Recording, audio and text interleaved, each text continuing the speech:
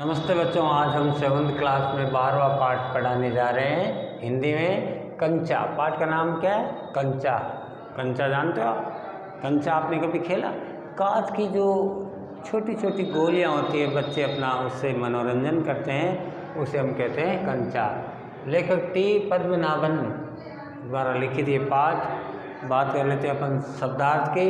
सबसे पहले मज़ा का मतलब होता है आनंद, बस्ता का मतलब होता है थैला, तरसना का मतलब होता है लालायित होना, 9-2-11 होना का मतलब होता है भाग जाना, बुद्धू मूर्ख, कतार शीत, आकृष्ट यानी खींचना, टुकर टुकर यानी एक टक देखना।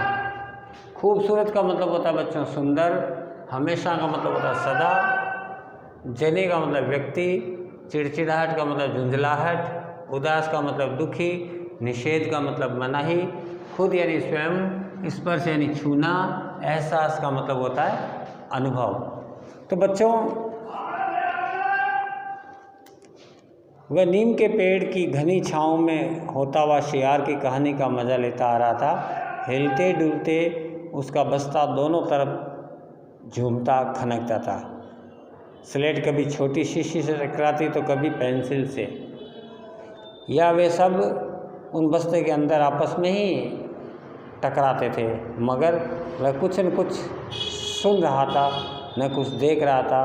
पूरा ध्यान कहानी पर केंद्रित था। अप्पू रास्ते में खड़े हरे भरे नीम के पेड़ की सघन छाया से होता हुआ स्कूल से घर जा रहा था। रास्ते में उसके मस्तिष्क में शियार की कहानी चल रही थी। वह हिलता डुलता बस्ता खनकाता, बस्ते में रखी स्लेट, छोटी शीशी, पेंसिल आपस में टकरा रही थी, इससे उसकी आवाज़ होती थी। बस्ते की खनखनाहट उसके ध्यान में नहीं आ रही थी। न तो वो इधर उधर अन्य कुछ देख रहा था और न ही कुछ सुन रहा था।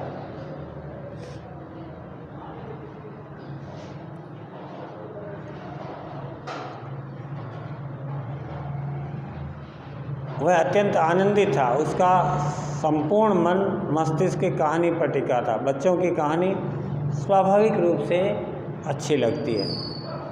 कैसी मज़ेदार कहानी! कौवे और सियार की। सियार कौवे से बोला, कौवे प्यारे एक गाना सुनाओ ना, तुम्हारा गाना सुनने के लिए तो मैं तरस रहा हूँ। तो कौवे ने गाने के लिए मुंह खोला तो रोटी का टुकड़ा ज़मीन पर गिर गया और सियार उसको उठा करके भाग गया। 9-2-11 हो गया, है ना। वह ज़ोर से हंसा, बुद्धू कौवा। चलते चलते दुकान के सामने पहुंचा। वहाँ अलमारी में कांच के बड़े बड़े जार रखे हुए थे, जिनमें चॉकलेट, पेपरमेंट और बिस्कुट डाले हुए थे। उसकी नज़र उनमें से किसी एक पर नहीं पड़ी। देखो क्यों? उसके पिताजी उसे ये चीज़ें बराबर ला करके देते थे। जो चीज़ हम ज़्यादातर बार बार खाते हैं तो उसके दुकान में भी जाते तो उसकी तरफ ज़्यादातर नहीं देखते, क्योंकि उनका टेस्ट हमारे लिया हुआ होता है।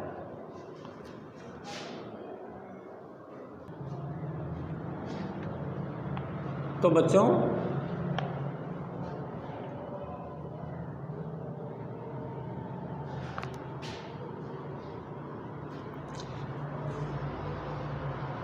रास्ते में चलते चलते अप्पू के दिमाग में कौवे और शियार की कहानी चल रही थी। इस प्रकार कहानी को देखते, सुनते, समझते, हंसता हुआ वो आगे बढ़ा और एक दुकान की तरफ उसने देखा कि कांच के जार बड़े बड़े पड़े। फिर क्या, एक नए जार की ओर उसका ध्यान आकर्षित हुआ और वह खंधे से लटकते बस्ते का फीता एक तरफ हटा करके उस जार के सामने खड़ा होकर के टुकुर टुकुर देखता रहा।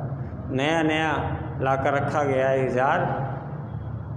उससे पहले उसने ये चीज़ कभी नहीं देखी थी। जार में क्या थे? कंचे थे, हरी लकीर वाले सफ़ेद गोल कंचे, बड़े बड़े आंवले जैसे, कितने खूबसूरत है। अब तक ये कहाँ थे? शायद दुकान के अंदर। अब दुकानदार ने दिखाने के लिए इसको बाहर रखा। कहते हैं दिखाने पर बिकता है। उसके देखते देखते जार बड़ा होने लगा। वह आसमान सा बड़ा हो गया और वह भी उसके भीतर आ गया। वहाँ और कोई लड़का तो था नहीं। फिर उसे वही पसंद था। छोटी बहन के हमेशा के लिए चले जाने के बाद वह अकेला ही खेलता था।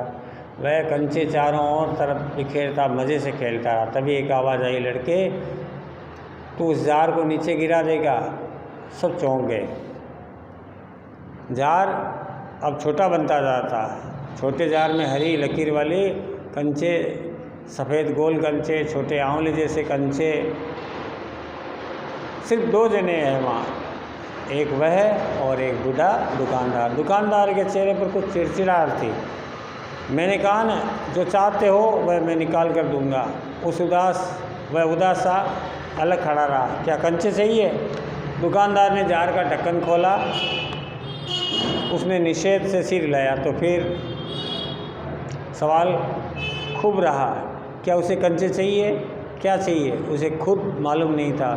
जो भी उसने उस कंचे को छूकर देखा, जार को छूने पर कंचे का स्पर्श करने का एहसास हो गया। अगर वह चाहता तो कंचे ले सकता था, लिया होता तो। स्कूल की घंटी सुनकर बस्ते थाम करके सभी बच्चे दौड़े। देर से पहुंचने वाले बच्चों को पीछे बैठना पड़ा। उस दिन वही सबके बाद पहुंचा था, इसलिए वह चुपचाप पीछे की बेंच पे बैठ गया। सब उसकी जगह अपनी अपनी जगह बैठ गए। रामन अगली सीट पर बैठा। वह रोज़ समय पर आता था। तीसरी बेंच के आखिरी में मल्लिका के साथ अम्मू बैठी थी। जॉर्ज दिखाई नहीं पड़ रहा था। अप्पू अब दुकान पर खड़ा था। तब उसको स्कूल की घंटी सुनाई दी और घंटी की आवाज़ सुनकर के वह अपना बैग लेकर के स्कूल की ओर चल पड़ा। स्कूल में पहुंचकर वह चुपचाप अपनी कक्षा में जाकर के पिछली बेंच में बैठ गया। कक्षा में लेट आने वाले छात्रों को पीछे वाली सीट पर बैठना पड़ता था। वहाँ बैठकर उसने कक्षा में देखा कि सभी छात्र अपनी अपनी जगह पर बैठे। रामन, मल्लिका, अम्मू सब के सब, पर जॉर्ज दिखाई नहीं दिया। घंटी की आवाज़ सुनकर के अप्पू भी दौड़ा। लड़कों के बीच जॉर्ज ही सबसे अच्छा कंचे का खिलाड़ी था। इतना ही बड़ा लड़का उसके साथ खेले, जॉर्ज से मात खाएगा। हारने पर यूँ ही विदा नहीं हो सकता था। हारे हुए को अपनी बंद मुट्ठी ज़मीन पर रखनी होती थी, तभी जॉर्ज कंचा चला करके बंद मुट्ठी से जोड़ों की हड्डी तोड़ेगा। जॉर्ज क्यों नहीं आया? अरे हाँ, जॉर्ज को बुखार है ना। उसे रामन ने ये सूचना दी।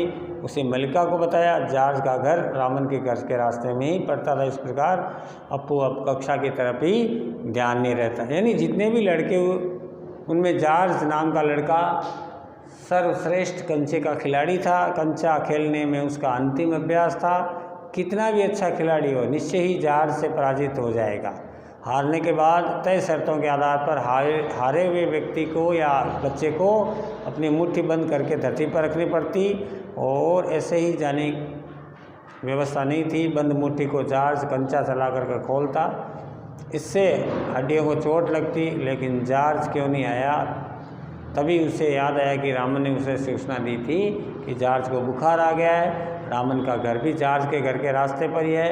अप्पू पढ़ाई पे ध्यान नहीं दे रहा है। इस प्रकार बच्चों की ये बातें आगे भी चलती रहेगी। बच्चों, ये बचपन की बात है। कंचे खेलने और छोटे छोटे बच्चे जो स्कूल जाते हैं उनके बारे में बताया गया है। आगे का पाठ हम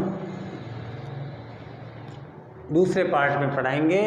आज इसके कुछ सवाल दिए देते हैं आपको ये सवाल करने हैं।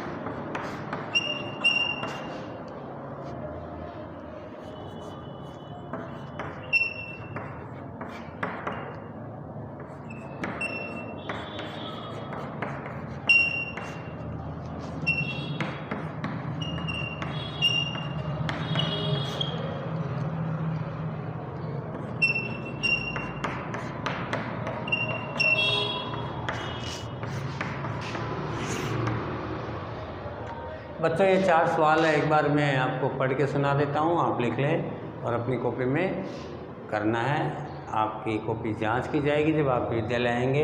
पहला प्रश्न है, अप्पू के मस्तिष्क में किसकी कहानी आ रही थी? ठीक है ना। अप्पू के बस्ते में क्या क्या वस्तुएं थी?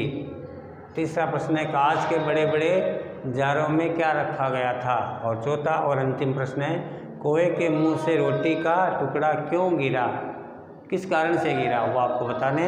अगले वीडियो में फिर मिलेंगे, तब तक के लिए थैंक यू।